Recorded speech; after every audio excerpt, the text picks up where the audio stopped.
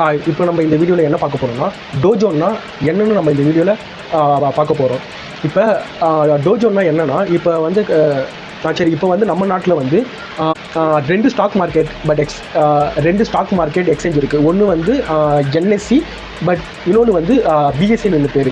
இப்போ என்எஸ்சியில் இருக்கிறது தான், பட் அதோட குறியீடு சொல்லுவாங்க. அதோட குறியீடு வந்து நிஃப்டி 50ன்னு சொல்லுவாங்க.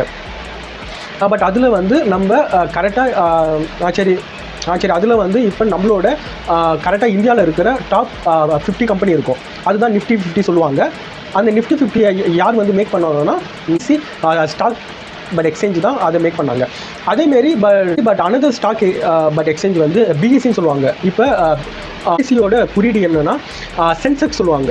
அதில் வந்து டாப் 30 கம்பெனி இருக்கும். அது வந்து கரெக்டாக சென்சஸ் சொல்லுவாங்க. அது யார் மேக் பண்ணுவாங்கன்னா பிஎஸ்சி, அதாவது பாம்பே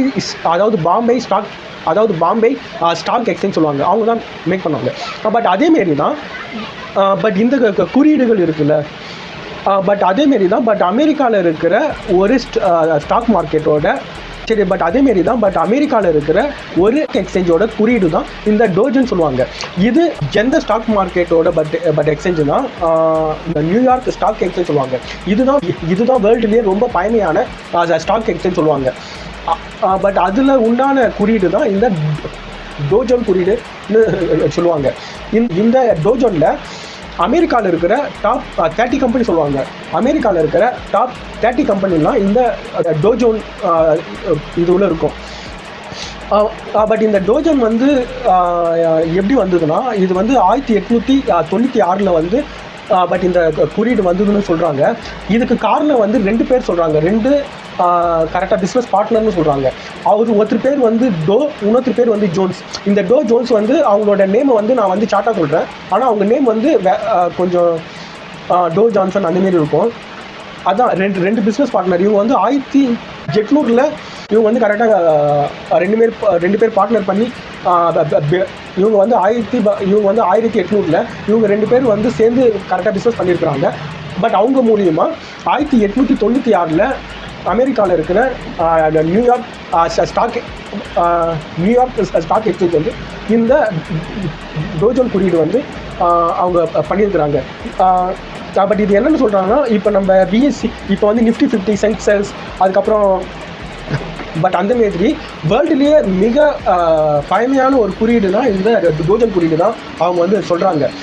பட் அதுக்கப்புறம் அமெரிக்காவில் வந்து நாஸ்டாக்னு வந்துருச்சு. அதுக்கப்புறம் S&P 500 வந்துருச்சு.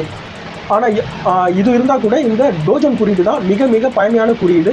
இது வந்து பட் அமெரிக்காவில் இருக்குது. டோஜனில் இருக்கிற ஸ்டாக்கெல்லாம் பட் அப்படியே இருக்குமானா அது பட் அப்படியே கரெக்டாக இருக்காது. அந்த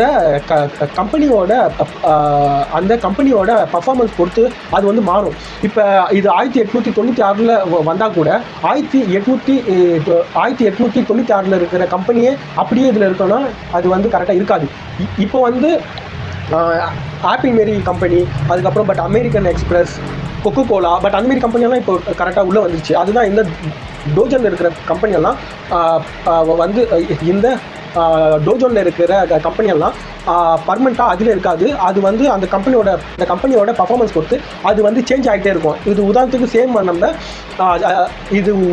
நம்ம சேம் வந்து சென்சஸ் மாதிரினா, இப்போ வந்து நம்மளோட சென்சஸில் டாப் 30 கம்பெனி இருக்குது. அந்த டாப் 30 கம்பெனியும் ஒவ்வொரு தடவையும் மாறிட்டே இருக்கும். பட் ஏதாவது ஒரு கம்பெனி நல்லா பர்ஃபார்ம் பண்ணலன்னா அந்த கம்பெனியை வெளியே எடுத்துகிட்டு எந்த கம்பெனி நல்லா பண்ணுதோ அந்த கம்பெனி உள்ளே சேர்ப்பாங்க. அதே சேம் ரூல் தான் இந்த இருக்கும். பட் அதே சேம் இதுதான். பட் இதுதான் நான் டோஜோன்னா என்னன்ட்டு எனக்கு என்ன தெரியுமோ அது உங்ககிட்ட ஷேர் பண்ணியிருக்கிறேன். தேங்க்ஸ் ஃபார் வாட்சிங்.